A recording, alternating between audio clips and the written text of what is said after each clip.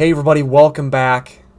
In today's video, I'm bringing you an all-new series and a name to go with it called Mr. Paranormal. This is going to be a really interesting one. I'm curious because I guess I'm Mr. Paranormal Adventures, so why not call it Mr. Paranormal? I got a really interesting series to bring you all, and I'm going to try my best. I think you all are really going to get into it. And I decided to do something a little different, calling it story time. So I'm going to be telling very scary horror stories, whether it be fictional or non-fictional, or based on true stories, or simply a made-up story, a ghost story, or anything like that, anything of that genre. This is going to be really cool, and I think you all are really going to get into it. I can't stop saying that. So, without further ado, let's dive down of part one of my very first story, my very first fictional story called A Walk in the Woods. I've seen things that I can't quite explain. I've heard things I can't quite understand.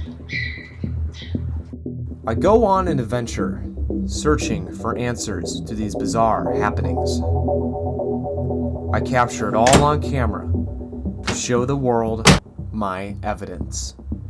These are my paranormal adventures.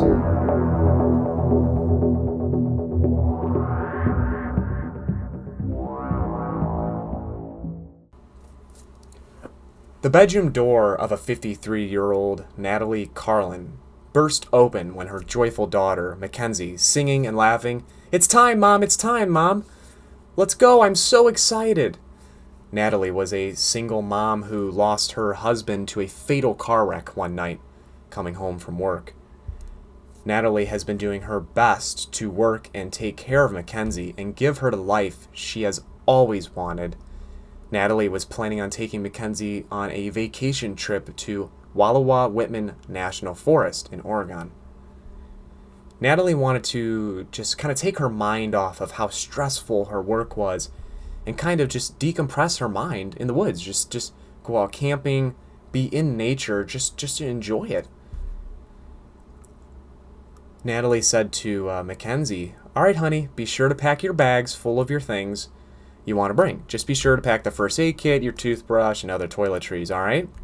I will be down in just a couple of minutes to make breakfast, and then we can get on our way to Whitman, okay?" "All right, Mom," Mackenzie said. She ran off to her room and started packing her bags, really fast. She was very, very, very excited to go on this trip. It would be her very first big trip. Natalie got up, sat at the edge of the bed, and said, "Here we go. Let's do this." Natalie got up off her bed, and she took a shower, got some of her belongings packed. She got her hair all done up, and she not packed too much because she packed their gray SUV the night before. It's a pretty big SUV, could haul a lot of stuff, and she organized everything perfectly so that they could find stuff and whatever they needed just fine. Natalie started making breakfast. She was cooking up eggs and bacon. You can smell it right now, can't you? Because I sure can. And all of a sudden, she heard Mackenzie scream at the top of her lungs. Natalie screamed her daughter's name and dropped the spoon she was holding and ran up the stairs. Mackenzie was sitting on her bed crying, looking down at her favorite stuffed doll. Natalie ran over to Mackenzie at her bedside and said, "What's wrong? Is everything okay? Are you okay?" Mackenzie, in between her sobs, proceeded to tell her mom that she picked up her doll she was going to bring with her, and a ugly spider crawled out of the opening of the zipper on the backside of the doll. Natalie said, "Did it bite you? Did it harm you? Are you okay? Did you hit your head or anything like that?" Mackenzie said, "I'm all right. It scared me really bad, Mom." Natalie cannot locate the spider, but she was mindful that it would run off back outside through the crack in her window or through the floor vent in her daughter's room. Natalie was scared, but she was very, very happy that Mackenzie was okay. Natalie said, "It's going to be okay. Come downstairs and get some breakfast, okay?" Mackenzie's tears quickly changed back to happy tears when her mom said that, because her mom was very good at making breakfast. That was her thing. That's when 4 seconds later, when Natalie helped Mackenzie off of her bed and proceeded to walk downstairs, the smoke alarms started screaming and going off. Natalie started panicking and ran downstairs and realized that the spoon she dropped was made out of wood, and she dropped it in between the gas burners of her stove. It caught fire. Natalie quickly grabbed an oven mitt and threw the spoon into the sink and put the fire out and turned off the burner. She burned their breakfast as well with it. Natalie said to Mackenzie, "Well, we're the best." She couldn't even speak. "Well, we best be going.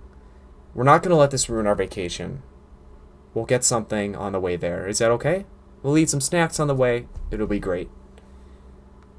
Mackenzie was upset that the breakfast was ruined, but she kind of felt that it was her fault, and she was very, very upset, and she apologized to her mom, and Natalie was like, "It's okay.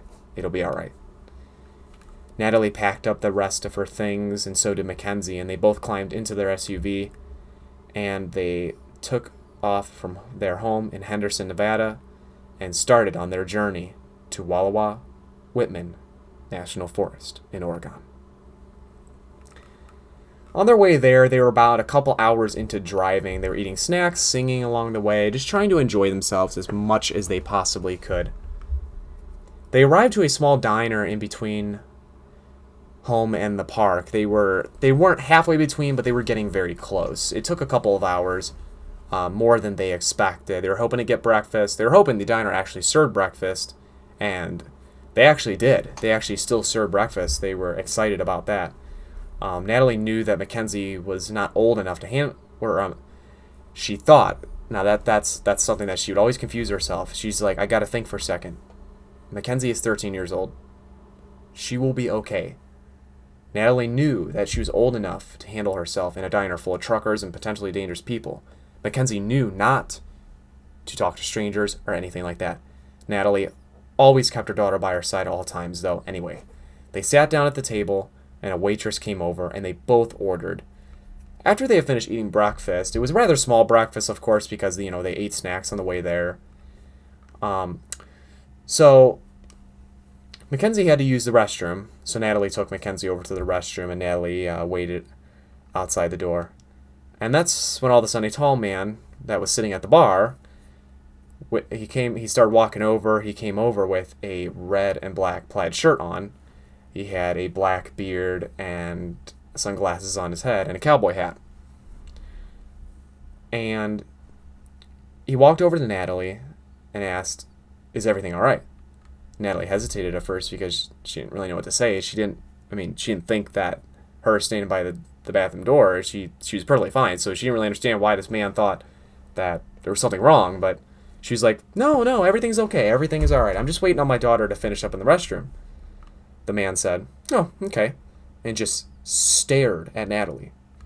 Natalie just kind of stared right back and didn't really know what else to say. The man sprang up another conversation. "Where are you both headed?" Natalie knew not to tell random strangers where you're headed, but Whitman was so big of a park that she decided to tell the man, "We're headed to Whitman National Forest." Natalie just did not say exactly where. The man said, "It's a really nice place out there. Just be careful out there. It can be a scary place at times, especially when you're out in the middle of Whitman, like in the dead middle, amongst the campgrounds and other places like that. You never know what you're going to find out there. You too be safe." Natalie had a strange expression on her face when the man said that. Natalie said, "I will be careful." The man nodded and proceeded to walk away. Natalie thought, "Let me ask, what's your name?" The man said, "Me? Oh, my name is Josh." Josh said, "I'll see you around," Josh said.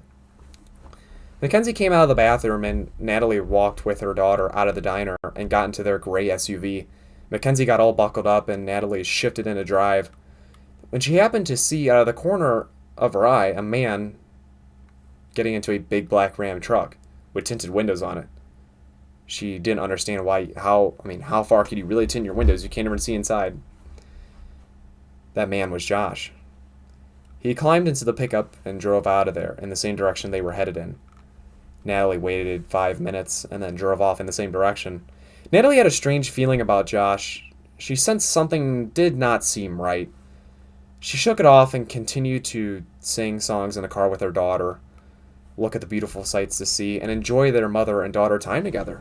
I mean, that was what they were out there for. They were out there to decompress their minds and just enjoy the wilderness as much as they possibly could.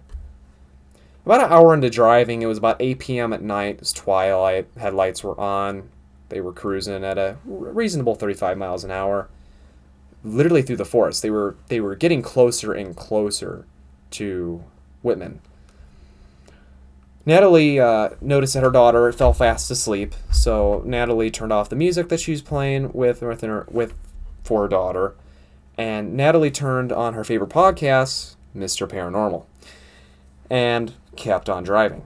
When all of a sudden, her mouth dropped wide open, and she slammed on the brakes, and the SUV halted to a screeching stop. She could not believe what she was seeing literally in the middle of the road. It was a big black Ram truck with tinted windows. And the truck was parked halfway on her lane with the driver's side door open. And no one in sight. Natalie gasped in horror. Natalie said to herself, "What should I do?" All right, everyone, so that is part 1 of A Walk in the Woods. This is a really interesting story, and I cannot wait for you all to get down deep into this. I hope you all enjoyed this little bit of story here. I know that it didn't seem too long of story, but part 2 will be probably around the same minutes, and we're going to see what's going to happen with Natalie and her daughter Mackenzie. What is going on in this scenario? And let me know down in the comments down below, what would you do in her situation? I really want to hear. I'm very curious to know. All right, everyone. I want to say thanks for watching. Please like and subscribe. And as always, you're watching Mr. Paranormal on Paranormal Adventures. I will see you all in the next one. Cheers.